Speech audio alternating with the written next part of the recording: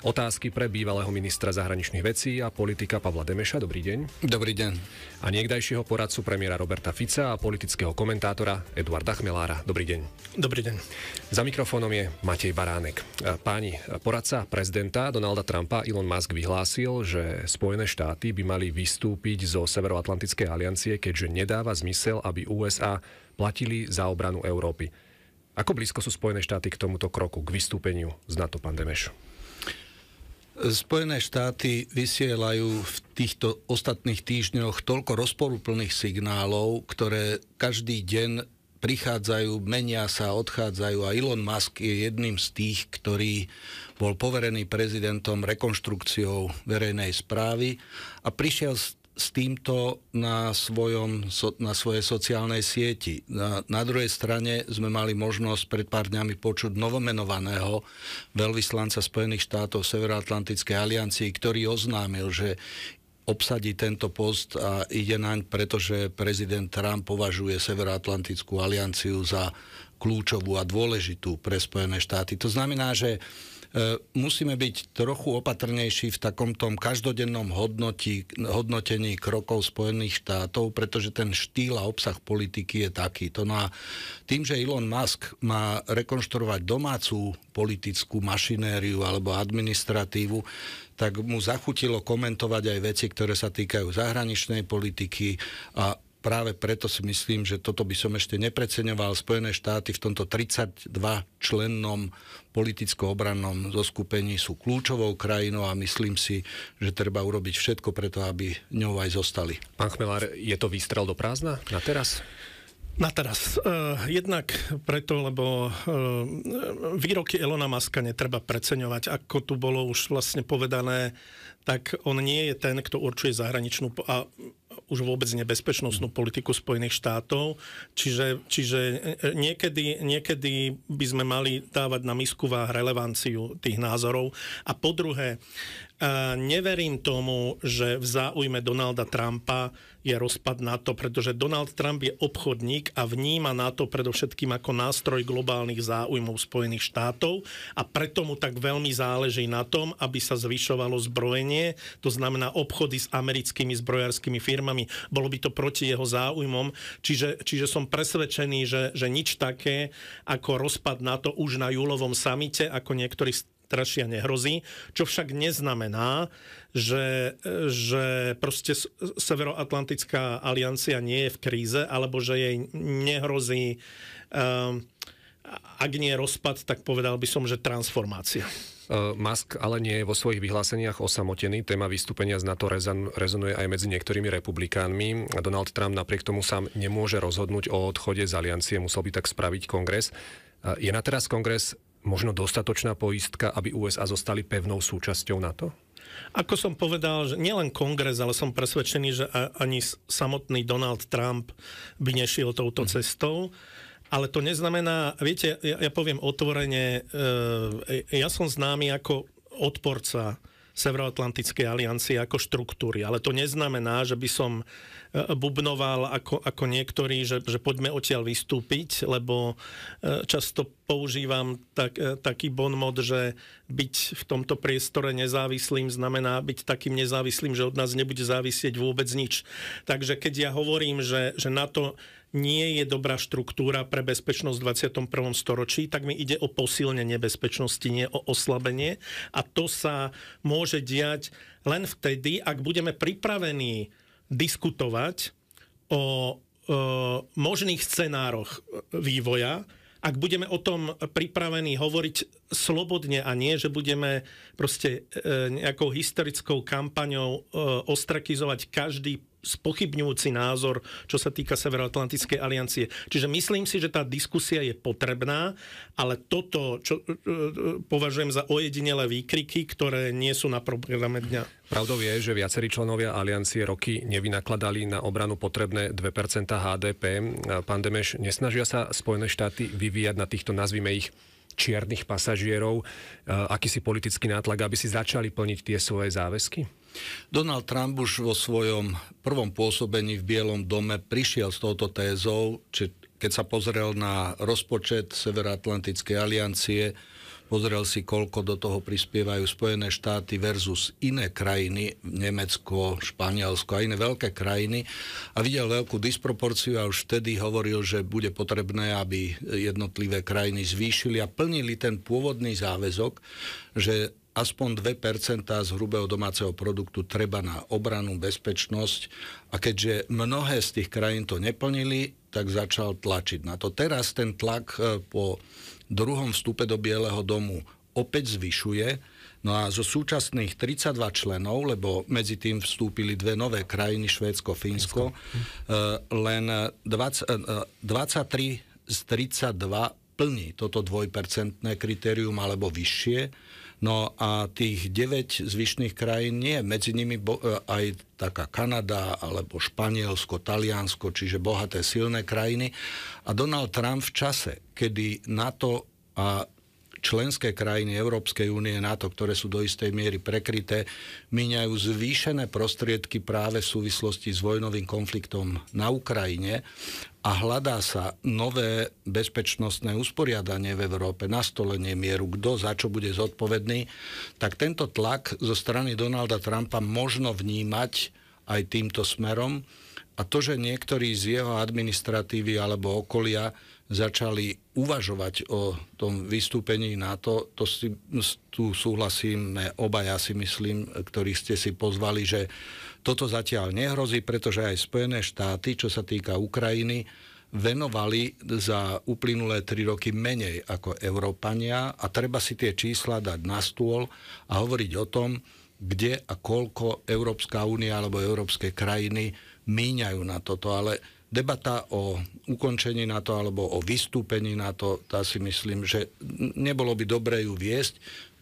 Aliancia má 75 rokov, minulý rok sa stretla v Washingtone a teraz v júli sa stretne v Hágu. Dovtedy ale táto debata bude veľmi intenzívne prebiehať, lebo sa týka hľadania nového bezpečnostného usporiadania vo svete. Pán Chmelár? Takto, vy sám ste v tej otázke použili taký výraz, že potrebné 2% a od toho by som sa odpichol, lebo by som sa musel spýtať, že potrebných pre koho?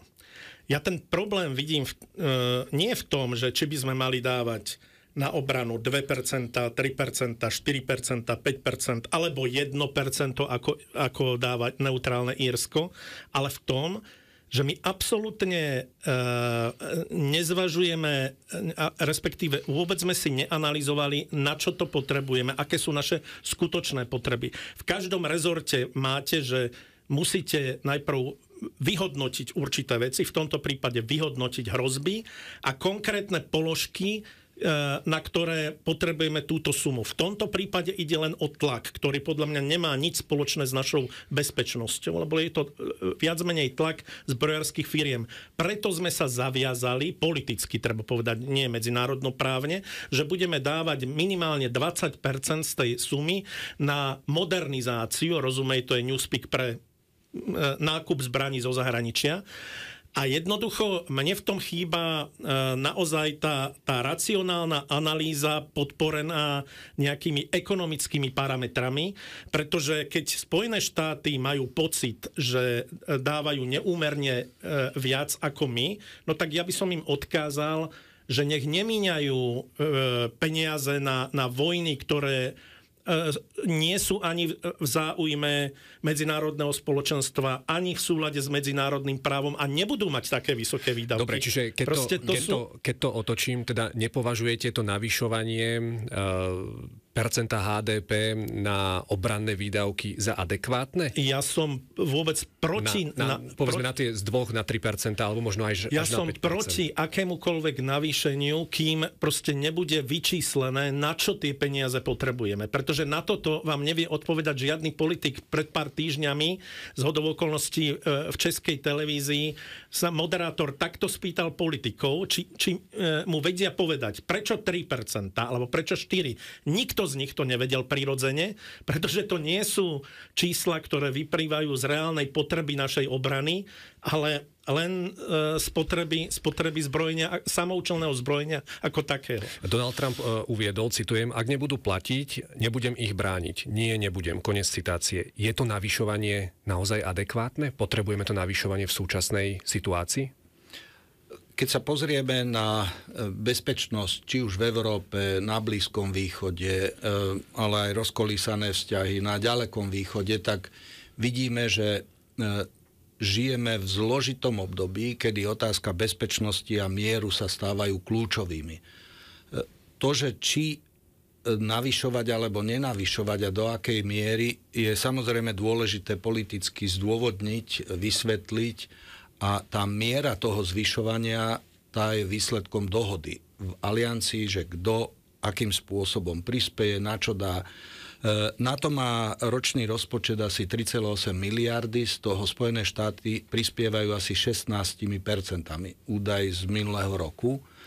A Donald Trump, samozrejme, keď sa pozrie, koľko míňajú Spojené štáty, sú tretie v poradí po Poľsku a Estónsku, a pozrie sa na to, koľko míňa Nemecko, alebo koľko míňa Veľká Británia a zistí, alebo Španielsko a zistí, že oveľa menej, tak bude tlačiť predovšetkým na tieto krajiny, aby prispievali do tej spoločnej transatlantickej obrany. Ale tá výška toho je dôležité, aby na národnej úrovni každý jeden líder bol schopný svojim občanom vysvetliť, že žijeme v zmenenom bezpečnostnom prostredí, hrozby zo strany Ruska sú reálne potom, ako tá vojna prebieha.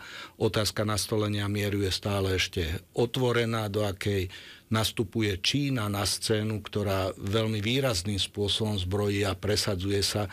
To znamená, že to bezpečnostné prostredie je mimoriadne zmenené a od každého zodpovedného politika je potrebné, aby to vysvetlil. Britský premiér Starmer išiel do parlamentu svojho a musel to vysvetliť predtým, ako cestoval za Donaldom Trumpom, prečo Británia bude navyšovať, a vysvetlil to veľmi presvedčivým spôsobom, s ktorým sa stotožnili všetci, ktorí v tom parlamente boli. Poviem na to protiargument, ale začnem od konca, keď si spomínal toho britského premiéra Starmera.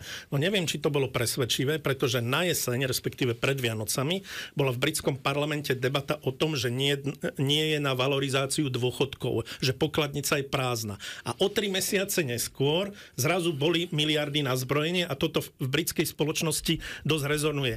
Ale chcem povedať protiargumenty proti zvyšovaniu zbrojenia. Pozrite sa, jediné, čo sme dosiahli zvyšovaním zbrojenia, lebo to postupuje kontinuálne, je, že pomer vojenského rozpočtu Spojených štátov a Ruska sa z 12:1 znížil na 8:1.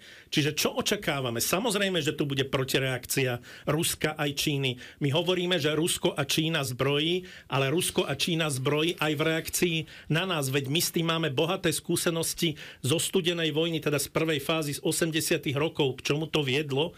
Proste to je začarovaný kruh. Pričom väčšina bezpečnostných víziev a rizik v súčasnosti nemá vojenské riešenie. Či už sú to klimatické zmeny, či už je to migrácia, či už sú to roztvárajúce sa nožnice medzi bohatými a chudobnými, ktoré vedú k takým nepokojom ako v Paríži protest žltých hviezd. To všetko má svoje negatívne dôsledky a ja stále kladiem otázku, kam sa dostaneme, respektíve toto môže ohroziť aj samotné základy EÚ, pretože ak my urobíme z Európskej únie čisto vojnovú úniu, ak všetky priority podriadíme zbrojeniu, ako sa o to snaží šéfka Európskej komisie, potom už dnes treba povedať, že my máme napríklad jedny z najnižších výdavkov v Európskej únii na vzdelávanie. Čo sa týka sociálnej ochrany, dávame do toho 18% HDP, kým priemer je 28%. Proste takýmto spôsobom sa my naozaj pripravíme o tie benefity, ktoré robia Európsku úniu Európskou úniou a ja sa pýtam, prečo sa nesnažíme dobehnúť Európsku úniu v priemere výdavkov na vedu, výskum, vzdelanie, ale práve na obranu. Na nedávnom stretnutí ministrov obrany Česka a Slovenska sa obaja ministri zhodli, že je z ich pohľadu nepredstaviteľné, aby USA vystúpili z NATO. Skúsme si namodelovať tú situáciu, že by k takémuto kroku došlo. Čo by to znamenalo pre alianciu samotnú? No, znamenalo by to, že ja hovorím, že aj keby sa, chcem zdôrazniť jednu vec, aj keby došlo k rozpadu NATO, ako to by nemuselo znamenať, že by sme prestali byť spojencami. Ako spojenec a nejaký tútor je dosť veľký rozdiel. Problém je, že Spojené štáty sa už dnes správajú, najmä v obchodnej politike, už nie sú spojencom, ale konkurentom. Tam treba zdôrazniť, niektorí hovoria nepriateľom, to je niečo iné, nie sú nepriateľom, sú konkurentom. A na to, aby sme udržali spojenectvo, si musíme jednak vyjasniť vzťahy a jednak si zabezpečiť tú vlastnú bezpečnosť iným spôsobom. Ja hovorím, že my by sme mali zmeniť filozofiu bezpečnosti, vrátiť sa k tomu, čím mala Európska únia byť, teda mierovým projektom a podľa toho zmeniť aj nastavenie. Ja to poviem na jednom príklade. Stručne. My sme jednoducho doteraz, teda ani nie tak Slovensko, to je v malom objeme, ale hlavne Francúzsko, Británia, Taliansko, vyvážali zbranie do konfliktných oblastí. Blízky východ, Severná Afrika. Pomohli sme rozbiť tieto oblasti, na čo k nám prúdia milióny utečencom. Namiesto peňazí na zbrojenie sme mali tie peniaze investovať do sociálnej, environmentálnej a ekonomickej stabilizácie blízkeho zahraničia, aby sa tam dalo dôstojne žiť a to by pre našu bezpečnosť znamenalo oveľa viac ako zvyšovanie zbrojenia. Pán Demeš, pokiaľ by sme naozaj pripustili alebo pracovali s tou hypotézou, že USA by napokon vystúpili zo Severoatlantickej aliancie, dokázala by aliancia prežiť bez Spojených štátov? Čiže keď už ideme takéto, že hypotetické veci, lebo v tej úvodnej časti diskusie jasne ste to povedali, ale napriek tomu už sa tu rysuje pochopenie európskych krajín, že musíme si bezpečnosť zobrať viacej do vlastných rúk. Bez ohľadu na to, ako Spojené štáty budú účinkovať na medzinárodnej scéne, európski lídri tých kľúčových krajín vytvárajú teraz nové zoskupenia krajín, koalícia ochotných, do ktorej vstupujú nielen členské krajiny Európskej únie, ale aj Británia, Nórsko. Skrátka, život by sa neskončil. Muselo by sa hľadať nejaké riešenie, ako sa Európa o svoju bezpečnosť musí starať, lebo ten konflikt, ktorý vznikol teraz, je veľmi reálny, ide o horúcu vojnu a ambície Ruska sa ukazujú, že sú oveľa širšie ako len dobitie Ukrajiny. To znamená, že stojíme pred veľmi vážnymi výzvami a v prípade, že by sa NATO rekonfigurovalo, zmenilo, zaniklo, našlo, to transatlantické partnerstvo nezanikne, lebo obchodne, ľudsky sme poprepájani so Spojenými štátmi a Kanada, ktorá, vidíme teraz, má vážne problémy so Spojenými štátmi. Nový premiér, ktorý nastúpil teraz do kresla, tak povedal, Kanada, najbližší spojenec Spojených štátov, povedal, že aj obchodne a aj v hokeji nad USA vyhráme mierne s nadsázkou. To znamená, že aj my nemôžeme sa tuto poddávať, ale naopak hľadať vyjadrenie tej bezpečnosti. A jedna poznámka ešte s tým, že čo Spojené štáty budú musieť riešiť, je prítomnosť amerických vojsk na európskom kontinente, ktorých je okolo 100 000. Najväčší kontingent je v Nemecku, vo Veľkej Británii, Taliansku. Aj toto sa otvorilo, čiže Spojené štáty si budú musieť premysleť, do akej miery tá ich angažovanosť bude pokračovať v Európe, nie len čo sa týka Severoatlantickej aliancie, ale vôbec ich vybalansovania tých vzťahov. A v tomto si myslím, že podobne, keď si trochu oni viacej a bližšie pozrú situáciu, či už ekonomickú, alebo i bezpečnostnú, zistia, že tá Európa je veľmi, veľmi dôležitý partner pre nich. Vidíte možno priestor na to spomedzi tých krajín Európskej únie, pokiaľ by došlo k tomu kroku, že Spojené štáty by sa postupne začali vojensky sťahovať z Európy, že by niekto prevzal tú líderskú pozíciu Spojených štátov, ktoré, nazvime to tak, dnes v Európe majú? Teraz sa ukazujú 3 krajiny, ktoré sú pomerne blízke v pochopení úlohy bezpečnosti a ďalšieho angažovania sa. To je Francúzsko a Veľká Británia a k tomu Nemecko. Si myslím, že tieto tri krajiny, ktoré sú jednak ekonomicky aj vojensky najsilnejšie, no a Veľká Británia a Francúzsko sú jediné dve krajiny, ktoré majú aj jadrové zbrane. No, Emmanuel Macron upozorňoval už túto na Globseku pred 2-3 rokmi, že emancipácia Európy voči Spojeným štátom by mala byť, vtedy to vyvolalo búrku pre nejakej nevôle a dneska tá predstava o emancipácii Európy a budovanie obranných kapacít na osi Francúzsko, Veľká Británia a Nemecko si myslím, že je dôležitou správou preto, aby tie ostatné krajiny, ktoré si budú určovať svoje postavenie väčšej, menšej angažovanosti, ale o tom by tá dynamika bola. Pán Chmelár, ja to ešte posuniem. V Paríži sa dnes koná stretnutie vojenských predstaviteľov z viac ako 30 krajín. Cieľom je možnosť vytvorenia medzinárodných bezpečnostných síl pre Ukrajinu. V akej vojenskej kondícii je teda Európa?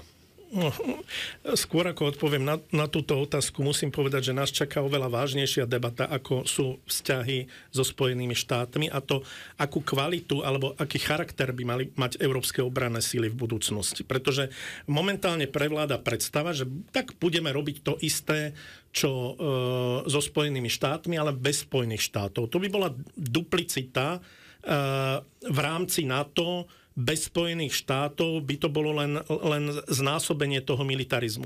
My by sme mali naozaj uvažovať o tom, aký charakter budú mať tie európske obranné sily. A čo sa týka samotnej Ukrajiny, viete, pre mňa je to stále, akoby tie niektoré štáty nechápali hru, respektíve v akej fáze sa dnes nachádzame. Ak Rusko